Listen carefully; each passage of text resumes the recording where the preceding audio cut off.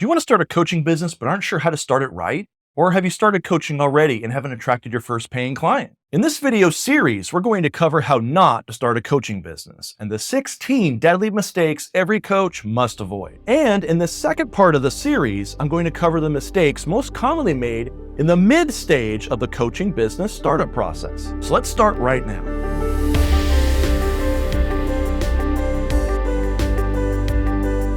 Hey, this is Chris Thompson, designated strategy and accountability coach with Master Coach University. Okay, so as I said, in the second part of the series, I'm going to cover the mistakes most commonly made during the mid stage, where you're learning, getting your certification, and taking any coach schooling. The big picture problem in the mid-start stage is over-schooling and slowing down your progress. The fifth deadly mistake that coaches make is to say, I have to go to school at the best school or I'm not going to become a coach. This is the all or nothing coach, the coach that has certain rules of how they have to become a coach, and if they can't do it that way, then they're just going to wait. They're not going to do it. These coaches often say things like, I have to go to this particular school that does the best this. Fill in the blank on the criteria. The criteria doesn't really matter.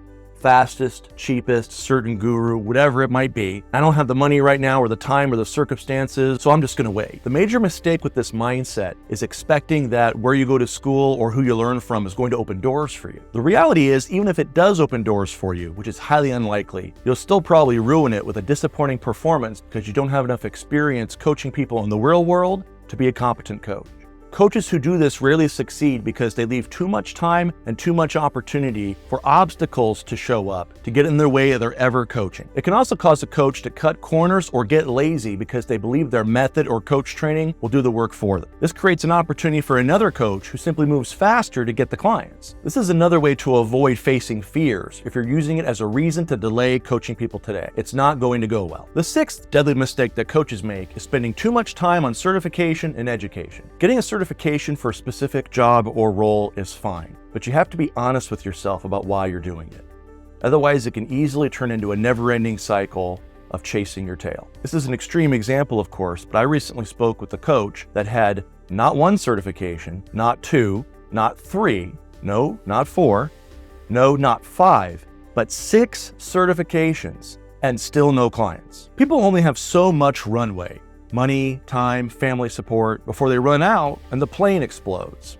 That's why it's so important to get elevation early enough to survive. It's critical that you eventually start doing something to advance your actual coaching business. The critical areas to get your plane of business off the ground will be, first of all, speed. Speed is the amount of people you speak with about the problem that you solve. The more people you speak with about the problem you solve, the faster your business will move forward. The foggy runway is the time, attention, focus, and energy that you have to invest in the idea of coaching before you get discouraged, run out of money, or a crisis happens in your life that you no longer have the reserve of courage to continue through. You'll never know exactly how much runway you have left until you run out of runway. So it's important to keep a sustained sense of urgency or the plane will hit an obstacle and explode. Elevation is the amount of clients you acquire so you can get profitable as soon as possible, so you're able to clear any obstacles. Once you've done that, then you have a business and you're past the most dangerous part, taking off. Then you can unbuckle your seatbelts, relax, and think long-term. The coach that fits in this category is the bag of potato chips coach. The coach where it's always just one more course, one more certification, one more class, one more training. These are the coaches that say, I have to know Reiki, meditation, NLP, DQA, philosophy, you name it, anything under the sun. And they say they have to know these things so that they have all their bases covered before they start coaching. This results in overspending on certification and then having nothing left to sustain your business or to invest in education. Let's talk street smarts versus book smarts. There's nothing wrong in taking courses, just coach while you're doing them. If you're not willing to coach while you take them, then you're probably avoiding failing or the belief that if you succeed, you won't be able to sustain that success. What's the bottom line? Life coaching classes give you insights on how to effectively analyze and change lives. But don't expect clients to fall at your feet when you say you've been certified as a life coach. The seventh deadly mistake coaches make is spending too much time on your coaching skill set. Some coaches spend years and years on their coaching skill sets, and it holds them back from getting their business started. I've had many coaches that I've mentored that all they wanted to talk about was coaching techniques and how to coach clients, but would never do anything to get any clients.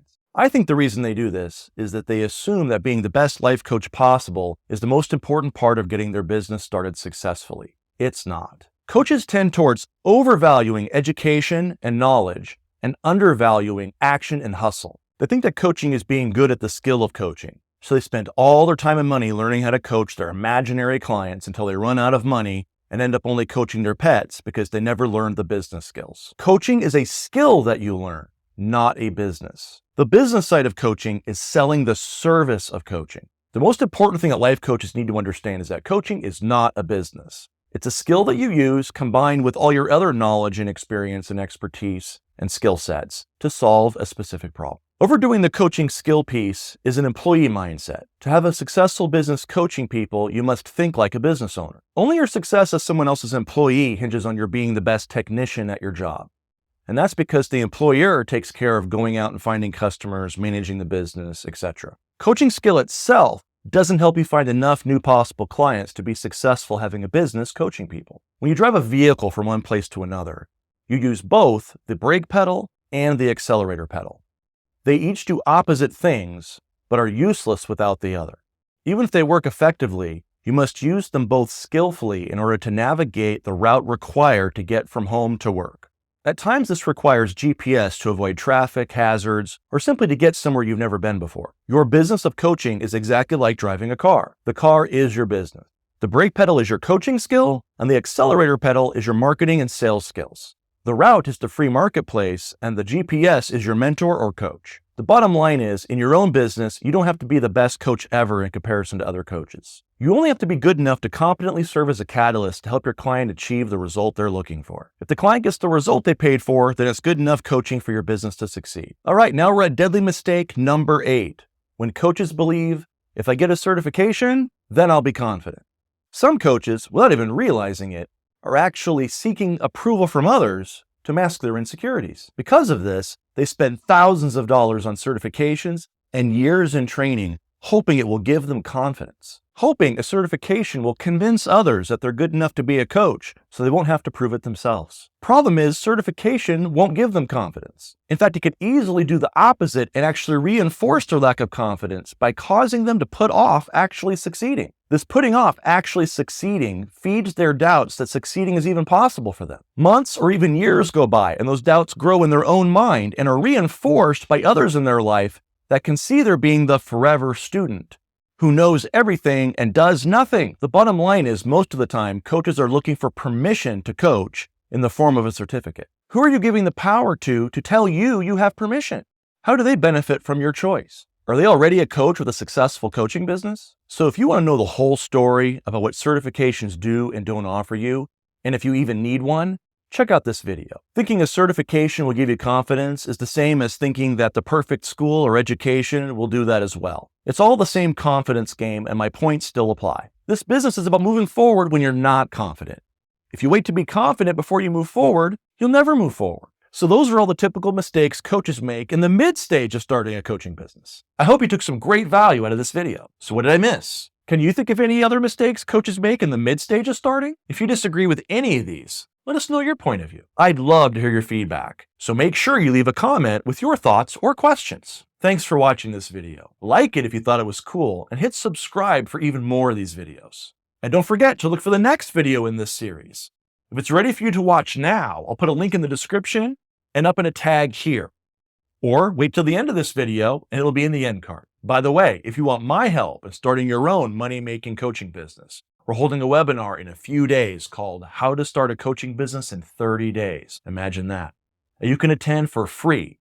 Just go to the link that I give you here and in the description to attend. In the webinar, you'll learn how to get your first paid clients fast and how to make it feel natural for you. Just go to quickstartcoachingco.com/webinar right now to sign up for the webinar and to access lots of other advanced coaching and practice building techniques and more. Just go to the link that I give you here and in the description, and you can access everything, all for free.